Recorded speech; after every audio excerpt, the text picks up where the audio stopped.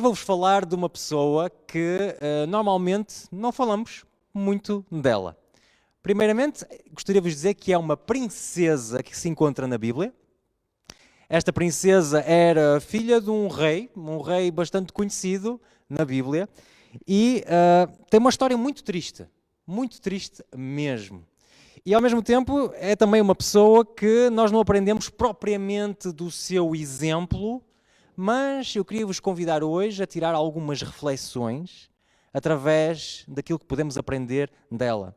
É verdade que hoje nós vamos falar de Mical, e Mical é uma personagem que muitos de vocês se calhar não sabem quem é. Então eu peço a cada pessoa, mesmo em casa, vai buscar a tua Bíblia, porque hoje vamos ver muitos textos bíblicos, ok? Por isso, pega na tua Bíblia e abre comigo num primeiro texto que vamos ver hoje sobre Mical e que se encontra em 1 de Samuel. Enquanto começas a procurar 1 de Samuel no Antigo Testamento, eu vou-te dar também um pouco de contexto, ok? Mical era filha do rei Saul, ok? Primeiro rei de Israel. Era a mais pequena de 5 irmãos e o seu nome quer dizer rio. E vem de uma raiz de uma palavra que significa capaz. E nós podemos imaginar que ela, além de ser capaz, era uma pessoa também bastante discreta, estando numa casa em que era mulher e era a mais nova naquela casa. Mas como em todas as histórias de amor em que há uma princesa, essa princesa apaixona-se por um grande e valente guerreiro. E a história de Mical não é diferente. Em 1 de Samuel, capítulo 18 e versículo 20, diz-nos assim o texto. Então, entretanto, Mical, a outra filha de Saul, andava apaixonada por David. Contaram isso a Saul, que ficou satisfeito. David, nesta altura, é o homem que todas as mulheres querem namorar. Primeiro porque ele é muito bonito, segundo a Bíblia, mas também é muito famoso pela sua coragem. Nesta altura, David já é conhecido por ter vencido Golias e, ao mesmo tempo, Golias, os filisteus. É também um homem que passa muito tempo na casa de Saul e na casa de Mical, porque o seu melhor amigo é o irmão mais velho de Mical, Jónatas. E claro, Mical, vendo este homem bonito, conhecido, valente, apaixonou-se por ele. E o texto diz-nos aqui que Saul ficou satisfeito quando soube que Mical estava apaixonada por David.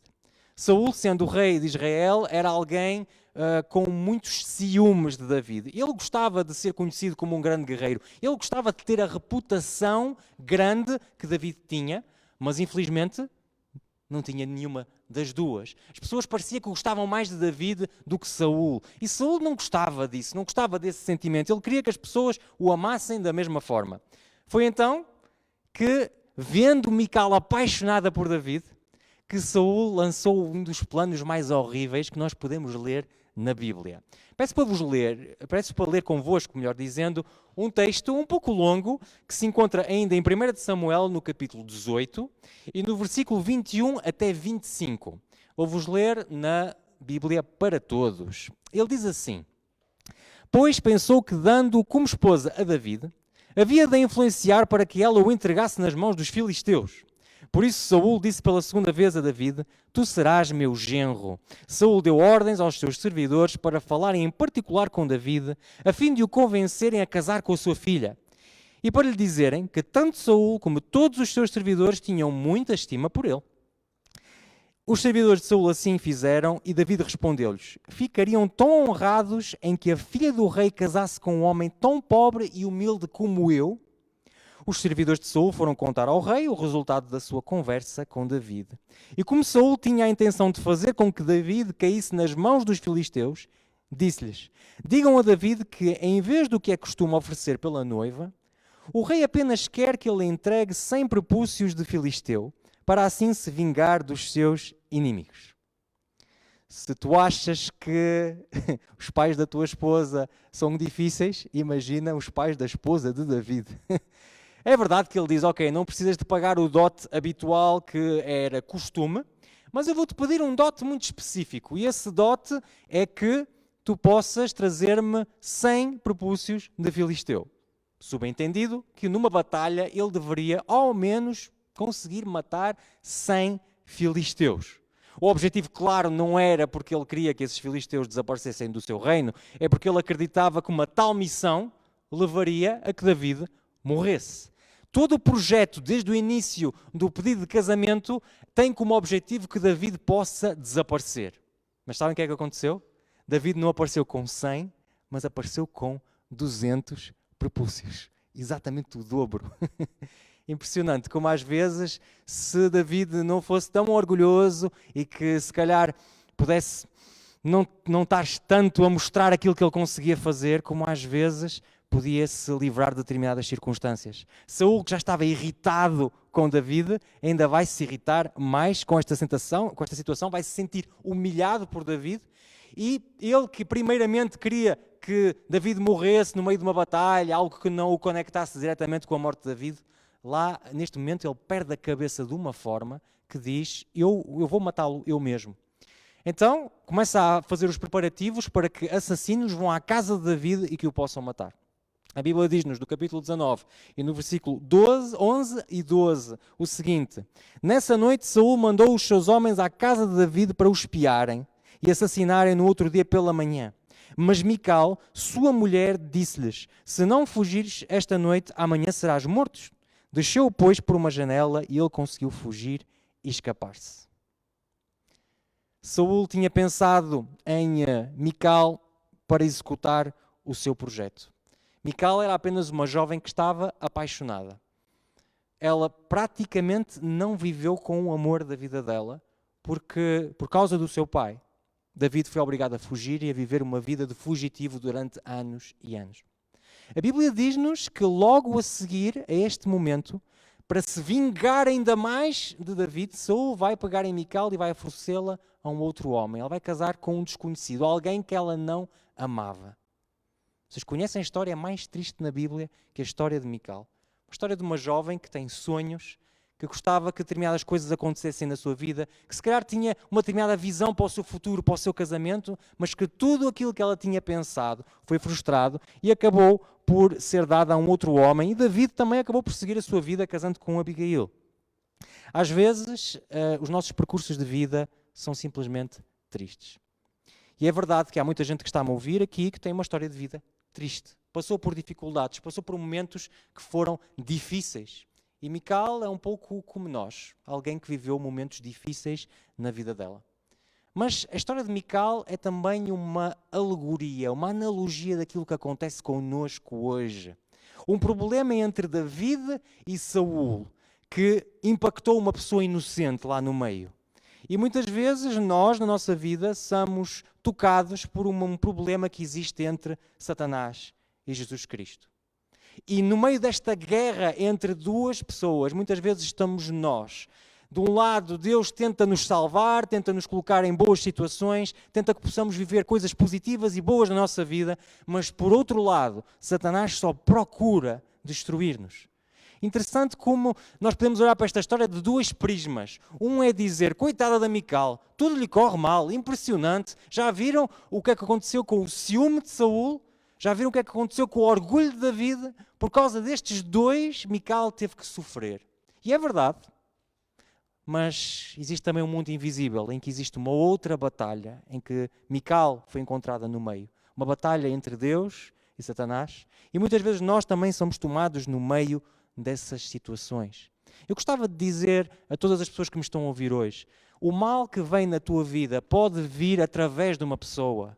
Mas primeiramente esse mal que vem na tua vida é o resultado de uma batalha que existe entre Cristo e Satanás. A Bíblia diz em João 10:10, o ladrão não vem senão para roubar, matar e destruir. Eu vim para que as minhas ovelhas tenham vida e tenham em abundância. Subentendido este ladrão, Satanás, que vem para matar, para destruir. É isso que ele quer fazer nas nossas vidas.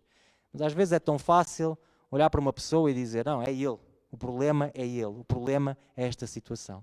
Não se esqueçam de onde é que vem verdadeiramente o mal. O mal vem de Satanás e nós somos apanhados no meio desta situação. Da mesma forma que Mical foi apanhada no meio de uma situação também. Uma situação que ela nunca escolheu estar lá no meio, mas que acabou por a tomar. Os anos passaram, David finalmente tornou-se rei. E na altura em que se tornou rei, Mical já estava casada há muito tempo com um homem. Eu acredito que ela poderia até ter um casamento feliz, porque na Bíblia nós lemos o seguinte, olhem só, 2 de Samuel, capítulo 3, versículo 15 e 16, relata-nos o momento em que David, já rei, decide que Mical sempre foi sua mulher, por isso tem que voltar para casa. Olhem só o que é que diz. Perante isto, Isbosete mandou que atirassem ao seu marido Paltiel, filho de Laís. Mas Paltiel foi atrás dela a chorar e acompanhou-a até Baorim.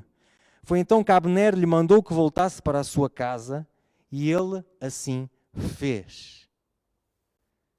Esta imagem de um marido que vai com a sua esposa, que lhe está a ser arrancada dos braços e que chora durante o caminho todo, até o líder do exército, Abner, virar-se para ele e dizer, olha, é melhor tu ires para casa, porque senão vamos ter aqui um problema entre nós os dois.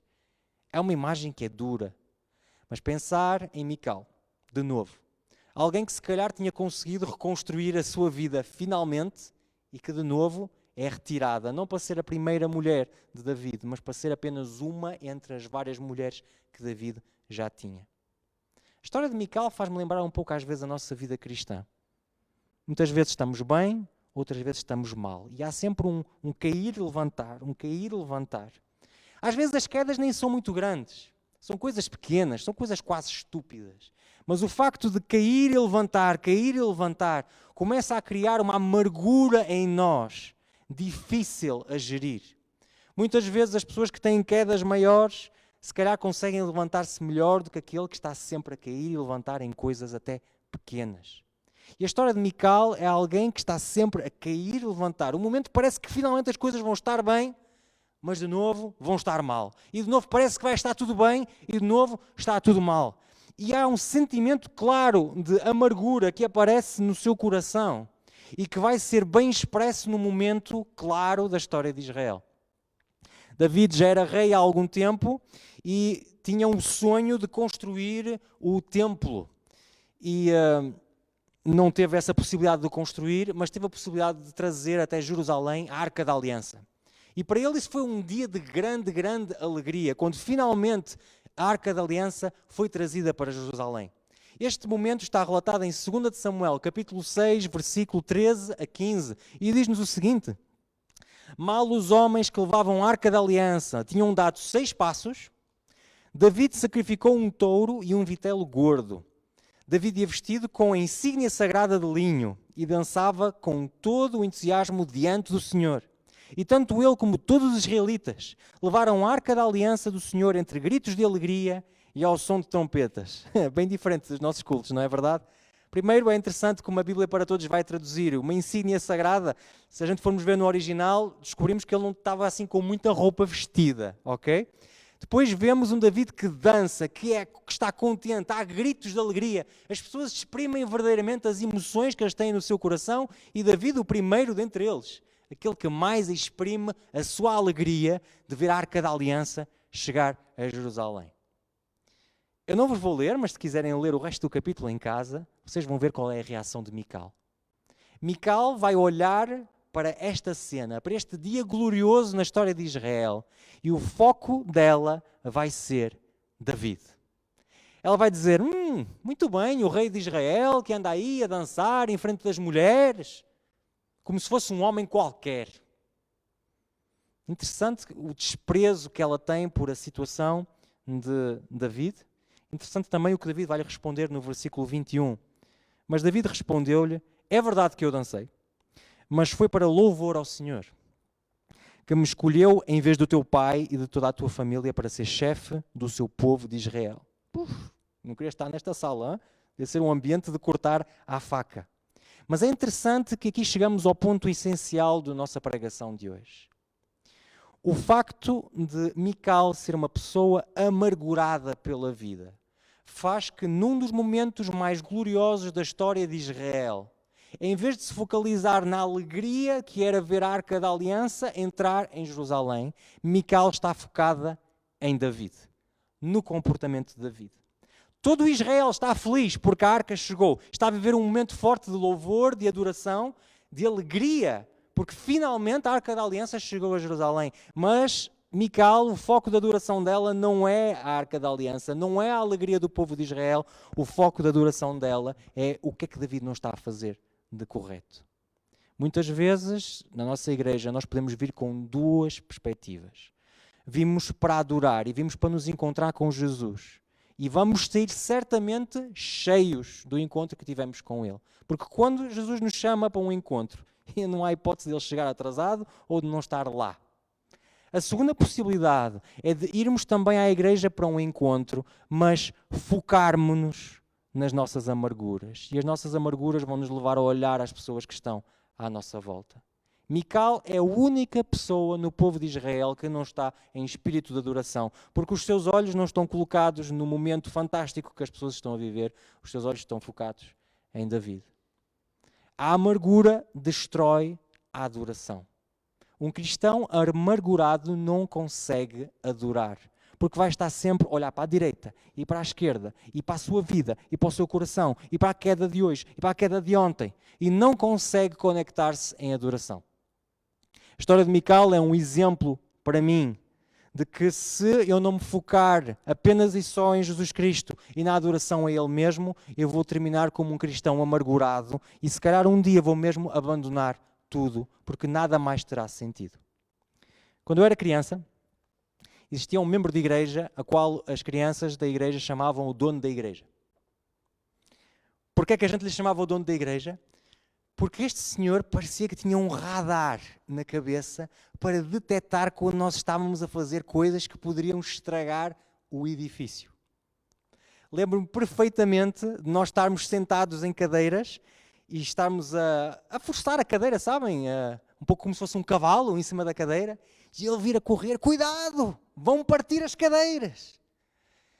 E claro, podemos, nunca aconteceu, mas podia ter acontecido, nós partimos as cadeiras. Mas o mais engraçado é que às vezes acontecia que nós numa igreja com quase 300 membros, saíamos a meio do culto, algumas crianças, e descíamos na cave da igreja e começávamos a fazer lá sem número de coisas. A brincarmos, a apanhada e coisas assim. E este membro de igreja tinha um radar de tal forma forte que no salão de culto conseguia sentir e ver o que estava a acontecer na cave. Então muitas vezes ele surpreendia-nos no meio dessa situação e dizia: o que é que vocês estão aqui a fazer? Isto é a casa de Deus, não podem estar aqui, vão estragar, vão sujar. Eu não posso ler o coração dele e não sei o que é que estava no coração dele.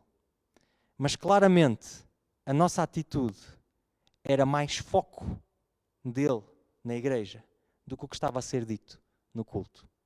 Ele perdia mais tempo a ver o que é que as crianças estavam a fazer na igreja do que a ouvir, se calhar, o que o Espírito Santo lhe estava a dizer através da escola sabatina, através do culto. Nós podemos ser também como ele. Se vimos a igreja com razões erradas, se vimos aqui para, de certa forma, alimentarmos amarguras no nosso coração, eu temo que, para terminar, a nossa amargura vai acabar por destruir a nossa adoração e nada terá mais sentido. Em resumo, o mal vem de Satanás. Nós podemos meter a imagem que quisermos, a cara que quisermos. O mal vem de Satanás. Se existem coisas horríveis que estão a acontecer na tua vida, se existem dificuldades, se existem lutas, estas coisas estão a acontecer porque Satanás quer te destruir. Segundamente, não deixes que a amargura tome conta de ti.